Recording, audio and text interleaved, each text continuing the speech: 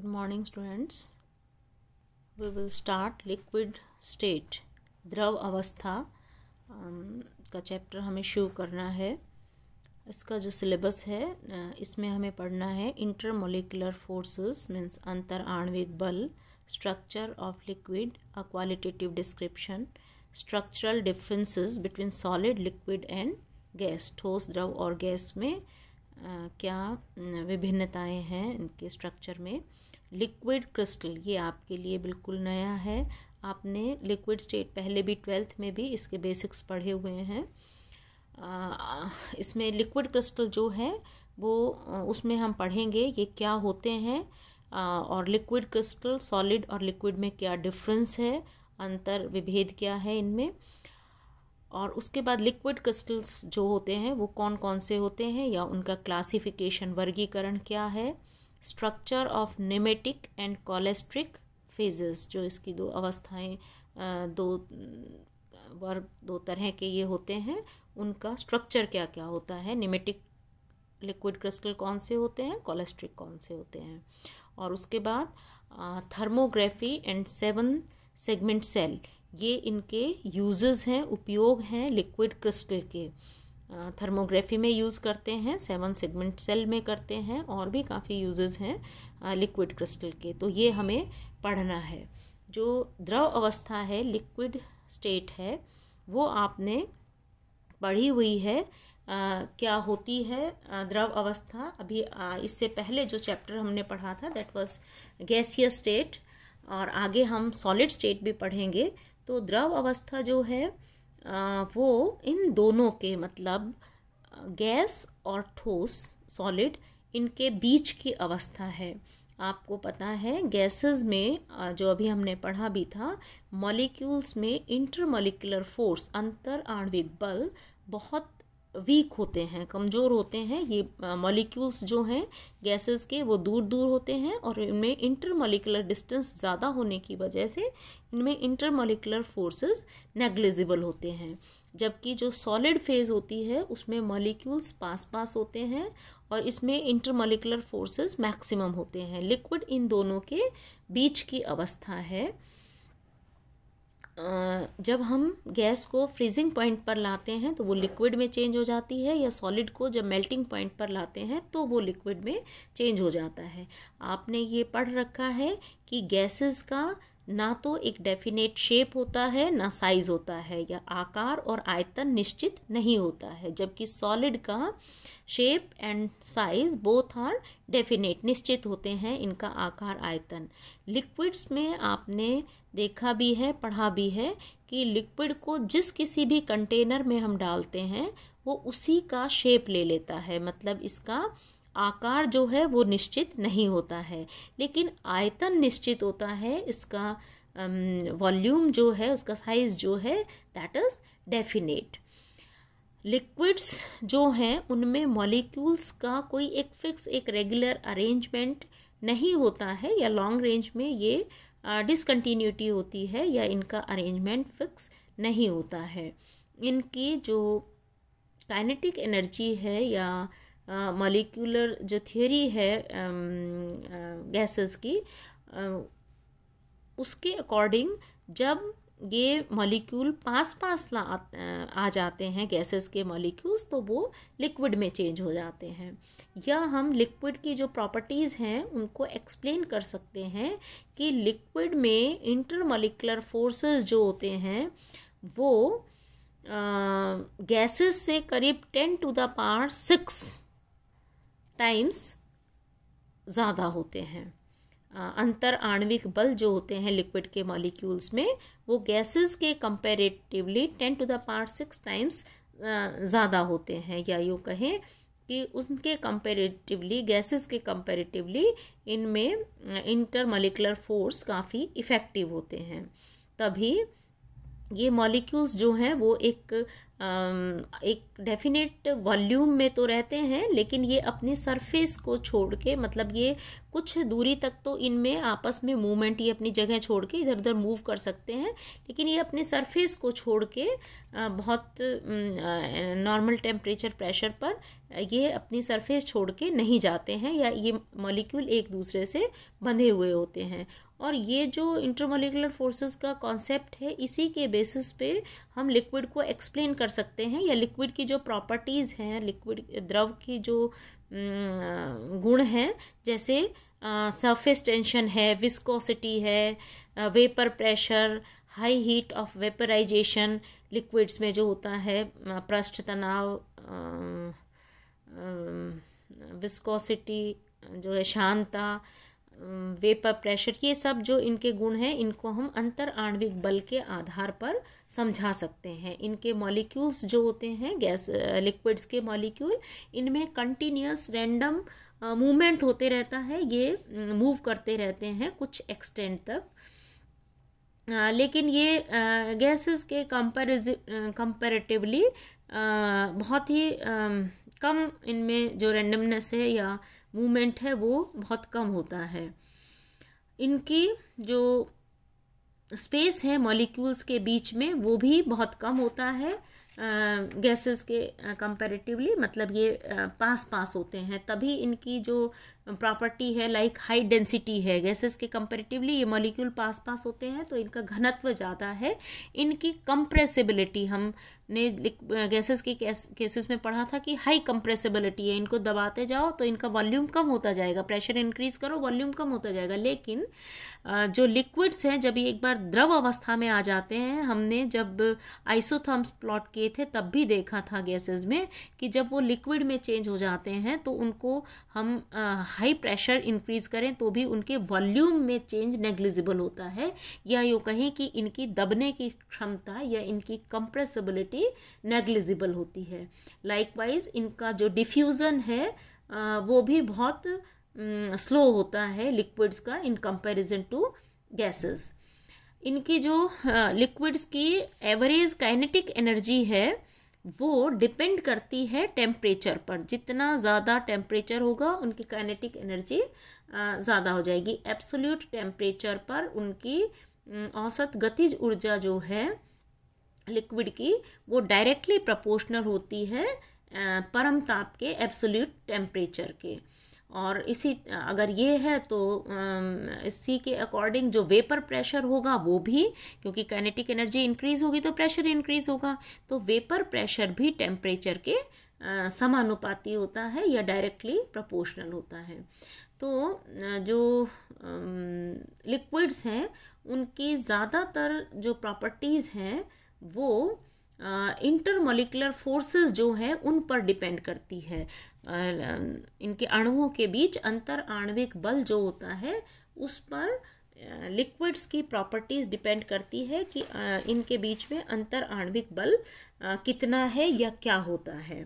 तो अब हम देखेंगे कि अंतर आणविक बल होता क्या है, व्हाट इज इंटरमॉलिक्यूलर फोर्स, अंतर आणविक बल क्या है। तो वो फोर्स जो कि न्यूट्रल मॉलिक्यूल्स के बीच में होता है, force of attraction between neutral molecule known as intermolecular force. अंतर आणविक बल क्या होता है, जो उदासीन अणुओं के मध्य पारस्परिक बल होता है उसको हम अंतर आणविक बल कहते हैं। मीन्स ये जो मॉलिक्यूल्स हैं लिक्विड के, ये न्यूट्रल है, इन पर कोई चार्ज नहीं है, तो न्यूट्रल मॉलिक्यूल्स के बीच में जो फोर्स होगा वो अंतर आणविक बल जो है उसको हम मॉलिक्यूल्स का इंटरमॉलिक्यूलर फोर्स हम कहेंगे। ये जो फोर्स होता है इंटरमॉलिक्यूलर फोर्स, ये वीक फोर्स होता है, दुर्बल आकर्षण बल होता है, ये बहुत ज़्यादा स्ट्रांग नहीं होता है कि उनको बहुत स्ट्रांगली बांध सके, तभी ये अपनी जगह पर तो एक दूसरे से दूरी पर मूव करते रहते हैं, इनमें गति होते रहती है, तो ये इतना स्ट्रांग नहीं होता है कि ये अणुओं को बहुत फॉर्मली बाइंड कर सके, उनको बांध सके, या इनके जो अणु होते हैं लिक्विड्स के जो मॉलिक्यूल्स होते हैं उनके बीच में ये एक वीक बॉन्ड होता है, और इसी के कारण इनमें रिलेटिवली कुछ रिएक्शंस होती हैं या ये मूव करते हैं। तो ये जो अंतर आणविक बल है या जो ये वीक बॉन्ड है, इसी को हम वॉन डर वाल्स फोर्स भी कहते हैं या कोहेसिव फोर्स भी कहते हैं। Van der Waals forces, cohesive force या intermolecular force, one and the same thing. ये जो फोर्स ऑफ अट्रैक्शन होता है ये मेनली 3 तरह का होता है। एक है डाइपोल डाइपोल इंटरेक्शन, दूसरा डाइपोल इंड्यूस्ड डाइपोल इंटरेक्शन और तीसरा है induced dipole induced dipole interaction. तो ये अब हम देखते हैं कि ये कौन कौन से होते हैं, किस तरह के हैं। तो फर्स्ट है डाइपोल, जो इंटरेक्शन जो फोर्स है that is dipole dipole interaction. तो या इसको हम कहेंगे डाइपोल का मतलब है द्विध्रुव, द्विध्रुव आकर्षण बल या अंतरक्रिया, इसको हम कहेंगे इंटरेक्शन, डाइपोल डाइपोल इंटरेक्शन या द्विध्रुव अंतरक्रिया। कीसन साइंटिस्ट थे, उन्होंने 1912 में इसको बताया था, या हम इसको ओरिएंटेशन इफेक्ट भी बोलते हैं। ओरिएंटेशन इफेक्ट, ये क्या होता है ओरिएंटेशन इफेक्ट? उन्होंने बताया कि मॉलिक्यूल जो है वो न्यूट्रल है, मतलब उदासीन है ना, लेकिन फिर भी वो कुछ एक ऐसे मॉलिक्यूल होते हैं जो कि एक स्टेबल डाइपोल की तरह से बिहेव करते हैं, स्थायी द्विध्रुव की तरह से बिहेव करते हैं।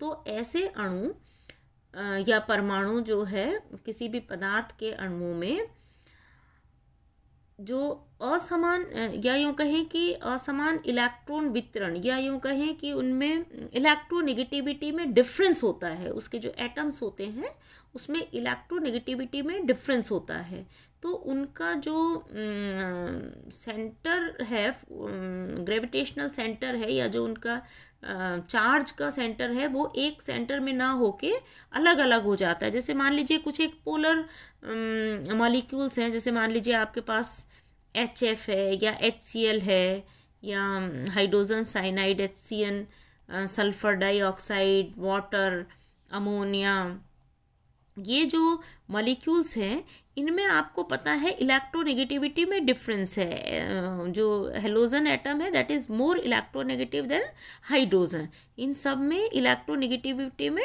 डिफरेंस है। तो ये क्या करेंगे कि यहाँ से जो इलेक्ट्रॉन्स है वो अपनी तरफ अट्रैक्ट कर लेंगे, ये जो बॉन्ड इलेक्ट्रॉन है ये इधर चले जाएंगे, तो ये नेगेटिवली चार्ज हो जाता है और हाइड्रोजन पॉजिटिवली चार्ज हो जाता है। तो ऐसे मॉलिक्यूल जो कि हैं तो न्यूट्रल, ये सभी के सभी अपने आप में तो न्यूट्रल है, पर ये एक स्टेबल डाइपोल की तरह से बिहेव करते हैं, स्थायी द्विध्रुव की तरह से इनका व्यवहार होता है। जो पोलर मॉलिक्यूल हैं these are neutral but these behaves like a stable dipole.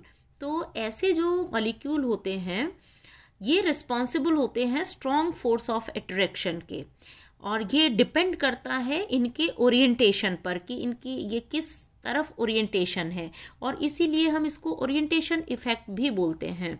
जैसे मान लीजिए एक HCl का मॉलिक्यूल है, ये दूसरे HCl का मॉलिक्यूल है, तो यहाँ पर ये पॉजिटिव है तो ये इसको इसके नेगेटिव पार्ट को अट्रैक्ट करेगा, ये पॉजिटिव है ये दूसरे के नेगेटिव पार्ट को अट्रैक्ट करेगा, और इस तरह से ये जो है एक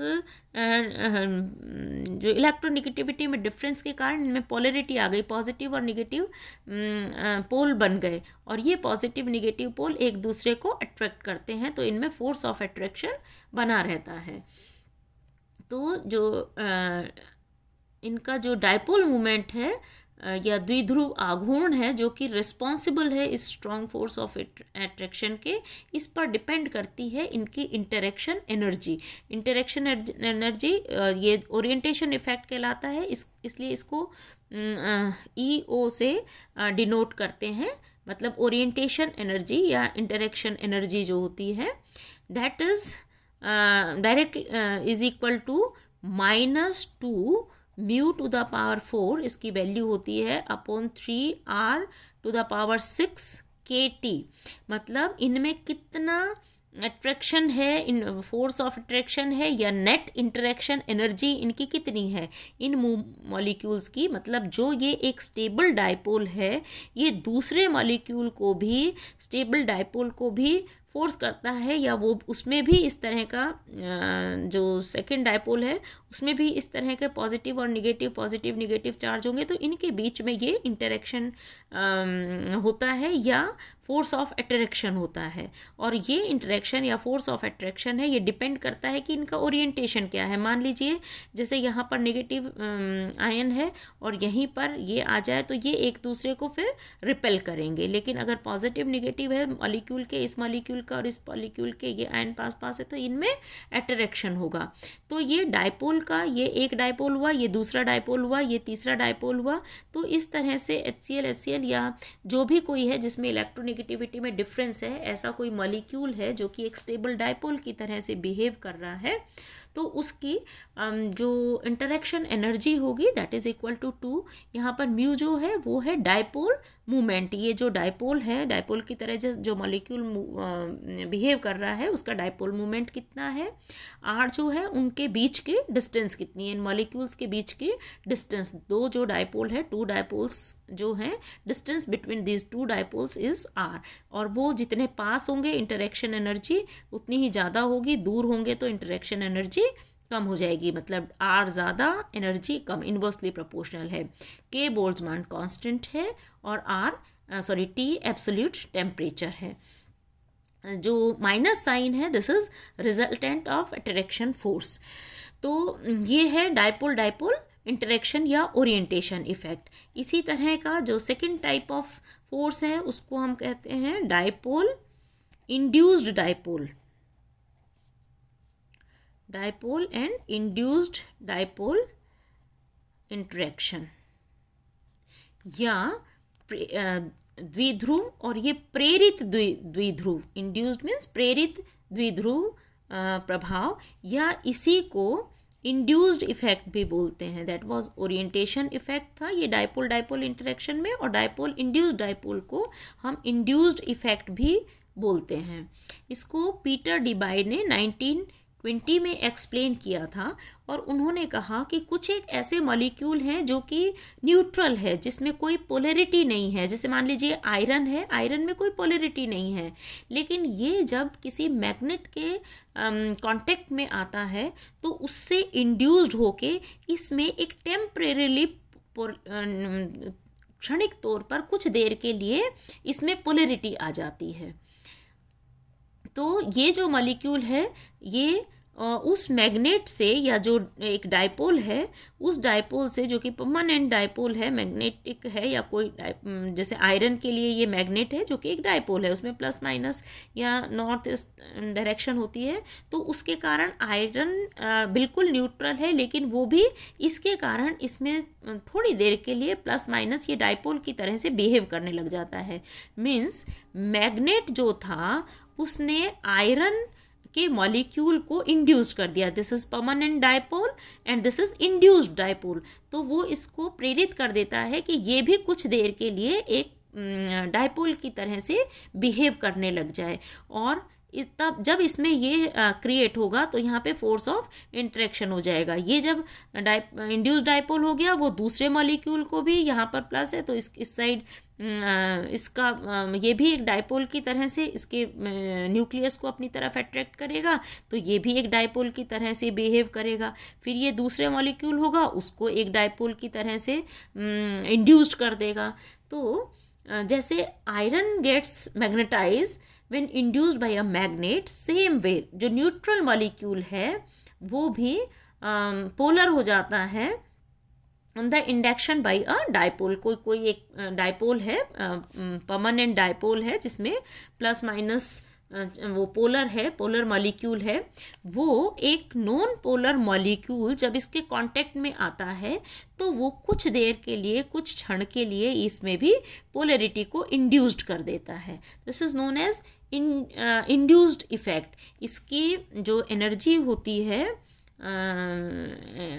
इंड्यूस्ड एनर्जी, वो होती है EI = -2 alpha mu square upon R to the power 6।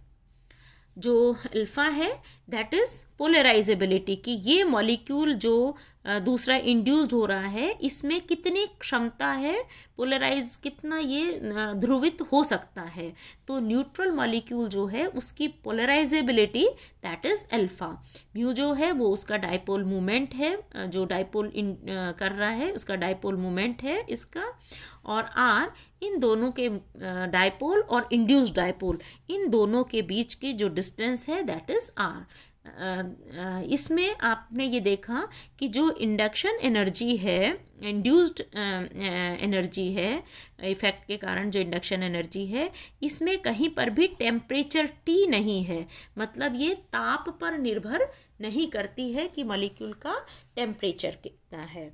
और तीसरा तरह का जो इफेक्ट है इंटरमॉलिक्यूलर फोर्स जो होता है that is induced dipole, induced dipole.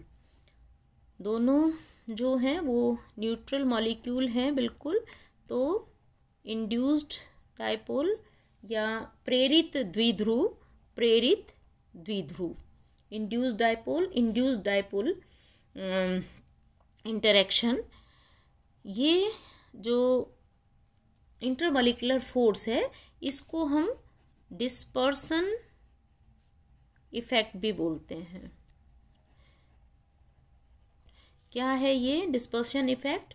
इसने फ्रीज लंदन थे, उन्होंने 1930 में इसको एक्सप्लेन किया था कि जो नॉन पोलर मॉलिक्यूल है जैसे ऑक्सीजन है, नाइट्रोजन, हीलियम या नियोन, नॉन पोलर मॉलिक्यूल है जिसमें कोई भी पोलरिटी नहीं है, टेम्परेरी भी, तो इसको लंदन ने बताया, या इसको वॉन डेर वाल्स फोर्स भी कहते हैं। लंदन ने एक्सप्लेन किया इसके अकॉर्डिंग कि जो क्वांटम मैकेनिक्स का हाइजेनबर्ग अनसर्टेनिटी प्रिंसिपल है उसके अकॉर्डिंग एक मॉलिक्यूल, कोई भी जो मॉलिक्यूल होता है उसको उसकी ग्राउंड स्टेट में एक 0 पॉइंट एनर्जी होती है, मतलब वो एनर्जी रिटेन करता है, उसमें एनर्जी होती है जिसको कि 0 पॉइंट एनर्जी कहते हैं। और इनका जो डिफरेंट अरेंजमेंट है, या यूँ कहें कि उन जो न्यूट्रल मॉलिक्यूल है उसमें भी जो न्यूक्लियस और इलेक्ट्रॉन्स हैं जो ये बनाते हैं, इनमें भी कंटिन्यूस वाइब्रेशंस होते रहते हैं। जैसे मान लीजिए कोई एटम है, हीलियम का ही एटम है, बीच में न्यूक्लियस है और इसके चारों तरफ इलेक्ट्रॉन्स है, तो इन इलेक्ट्रॉन्स में जो वाइब्रेशंस होते रहते हैं, कुछ मूवमेंट्स होते रहते हैं न्यूक्लियस और इलेक्ट्रॉन्स के बीच में, तो उससे ये इंस्टेंटेनियस थोड़ी सी देर के लिए कभी कभी ये एक अनस्टेबल डाइपोल क्रिएट कर देता है। अनस्टेबल डाइपोल का मतलब है कि न्यूक्लियस पॉजिटिवली चार्ज्ड है और इसके चारों तरफ इलेक्ट्रॉन मूव कर रहे हैं। कई बार जो वाइब्रेशन है उसके अकॉर्डिंग अगर इलेक्ट्रॉन की डेंसिटी एक तरफ हो गई और न्यूक्लियस दूसरी तरफ हो गया, तो ये न्यूट्रल मॉलिक्यूल कुछ क्षण के लिए एक डाइपोल की तरह से बिहेव करने लग जाता है, न्यूक्लियस और ये इलेक्ट्रॉन की डेंसिटी। इसको हम कहते हैं कि ये इंस्टेंटेनियस या यूँ कहें कि अनस्टेबल डाइपोल हो गया। These unstable dipole create polarity in molecule, ये जो मॉलिक्यूल है उसमें पोलरिटी आ गई, and due to this polarity a new unstable dipole which attracts each other thus generates, right? इसको क्रिएट कर देता है, मतलब ये इंस्टेंटेनियस या अनस्टेबल डाइपोल की तरह से थोड़ी देर के लिए इसमें ये पोलरिटी आई, और इस जब ये पोलर होता है उतनी देर में ये दूसरा जो न्यूट्रल मॉलिक्यूल है उसको भी इंड्यूस कर देता है, उसको भी प्रेरित कर देता है कि ये भी डाइपोल की तरह से बिहेव करे। जब ये थोड़ी सी देर के लिए इस तरह से बिहेव करने लगा तो इसने तीसरे मॉलिक्यूल को इफेक्ट कर दिया कि वो भी एक डाइपोल की तरह से इंड्यूस्ड कर दिया कि वो भी उसकी तरह से। तो न्यूट्रल मॉलिक्यूल जब अनसर्टेनिटी प्रिंसिपल के अकॉर्डिंग एक अनस्टेबल डाइपोल की तरह से कुछ क्षण के लिए इंस्टेंटेनियसली एक थोड़े से टाइम के लिए जस्ट अगर आया कि इसमें प्लस एक पोलरिटी आ गई, तो वो अनस्टेबल जो पोलरिटी है वो दूसरे मॉलिक्यूल को भी बना देगी अनस्टेबल या इंस्टेंटेनियस डाइपोल, और वो अगले मॉलिक्यूल को इंस्टेंटेनियस डाइपोल की तरह से बिहेव करने के लिए तैयार कर देती है, और ये एक दूसरे को आपस में अट्रैक्ट करते हैं। This is also known as London effect या डिस्पर्शन फोर्स। इसकी जो वैल्यू होती है ED that is equal to -3I alpha square upon 4r⁶, जो डिफरेंस है। तो इसमें ये जो डिस्पर्शन एनर्जी है, इसकी डिस्पर्शन इफेक्ट है, तो डिस्पर्शन एनर्जी जो होगी प्रकीर्णन प्रभाव कहलाता है। तो ये जो ऊर्जा होगी उसकी वैल्यू होती है -3I that is ionization energy. इसमें कितना पार है ये आयनाइजेशन होने का, वो कितना है। Alpha polarisability of the molecule, उसमें कितना ये पोलराइज हो जाता है, ध्रुवण इसका कितना होता है, तो polarizability of a molecule. R जो है that is distance between induced poles, जो ये पोल है ये पोल है, इनके बीच के डिस्टेंस कितनी है, तो उस पर ये डिपेंड करता है। This is induced dipole interaction. ये जो तीनों हैं इनको वॉन डर वाल्स फोर्स भी कहते हैं। इसके अलावा मॉलिक्यूल्स में कुछ एक और भी, जैसे आयन डाइपोल इंटरेक्शन की, अगर मान लीजिए हमारे पास कोई सब्सटेंस है जिसमें कैटायन और एनायन है, मीन्स मान लीजिए एक पॉजिटिव है और दूसरा निगेटिव है, एनायन कैटायन है, और उसको हम वाटर में सॉल्युबल कर देते हैं, जल में घोल देते हैं, कोई भी आयनिक सब्सटेंस है उसको पोलर सॉल्वेंट में, अगर मान लीजिए वाटर ही है HOH में हमने इसको डिसॉल्व कर दिया, है ना, तो इसके पास ये वाटर के जितने भी मॉलिक्यूल है उनमें सब में इस तरह से वो पोलर मॉलिक्यूल जो हैं वो आ जाएंगे। तो उसका जो निगेटिव पार्ट है वो इस कैटायन की तरफ होगा और पॉजिटिव पार्ट अपोजिट डायरेक्शन में। इसी तरह से जो एनायन है, एनायन के पास वाटर अगर सॉल्वेंट है तो उसका पॉजिटिव पार्ट आ जाएगा, और नेगेटिव पार्ट, या यूँ कहे कि ये भी एक डाइपोल की तरह से बिहेव करेगा जब हम उसको घोलते हैं। तो कैटायन एनायन में जब ये टूट गया तो जो धन आयन है वो वाटर के नेगेटिव आयन को, और जो ऋण आयन है वो उसके मेटल के पॉजिटिव आयन जो है वो वाटर के नेगेटिव जो है एनायन है वो वाटर के पॉजिटिव आयन को अपनी तरफ चारों ओर आकर्षित करता है। तो इस तरह से इनमें भी इंटरेक्शन क्रिएट हो जाता है। ये कहलाता है आयन और डाइपोल इंटरेक्शन। इसी तरह से आयन इंड्यूस्ड डाइपोल इंटरेक्शन भी होता है, या तीसरी तरह का जो है वो हाइड्रोजन बॉन्ड आपने पढ़ रखा है, जबकि किसी भी एटम में जैसे नाइट्रोजन है, ऑक्सीजन है, या फ्लोरीन, सल्फर, इनमें इलेक्ट्रोनेगेटिविटी में जब डिफरेंस होता है तो हाइड्रोजन के साथ ये जब भी hydrogen in strong electronegative atoms के साथ कोवेलेंट बॉन्ड से जुड़ता है तो उसको हम कहते हैं हाइड्रोजन बॉन्डिंग, है ना। इसमें प्रबल विद्युत ऋणता के कारण जो बॉन्डिंग इलेक्ट्रॉन है वो एक तरफ खिसक जाता है, और उससे जो जो निगेटिव एटम्स है उसमें थोड़ा सा पॉजिटिव, और हाइड्रोजन एटम पर थोड़ा सा पॉजिटिव और उस पर थोड़ा सा नेगेटिव चार्ज आ जाता है। तो इस तरह से ये हाइड्रोजन बॉन्ड कहलाता है। और ये वॉन डर वाल्स फोर्स की कंपैरिजन में स्ट्रांग होते हैं। हाइड्रोजन बॉन्ड जो होते हैं वो स्ट्रांग होते हैं, और ये भी आपने पढ़ा था, दो तरह के होते हैं। एक तो इंटरमॉलिक्यूलर हाइड्रोजन बॉन्डिंग जो दो मॉलिक्यूल्स के बीच में होती है, और दूसरी होती है इंट्रामॉलिक्यूलर हाइड्रोजन बॉन्डिंग जो कि विद इन द मॉलिक्यूल होती है। इंट्रामॉलिक्यूल जब हाइड्रोजन बॉन्ड एक ही अणु के बीच में, इंट्रामॉलिक्यूलर मतलब same with in the molecule जो है वो हाइड्रोजन बॉन्ड बनते हैं, तो उसको इंट्रामॉलिक्यूलर हाइड्रोजन बॉन्डिंग बोलते हैं। और दो एटम्स के बीच में जब हाइड्रोजन बॉन्डिंग होती है तो उसको इंटरमॉलिक्यूलर हाइड्रोजन बॉन्डिंग कहते हैं। तो इस तरह से ये मॉलिक्यूल्स में इंटरेक्शन या इनकी बॉन्डिंग थी।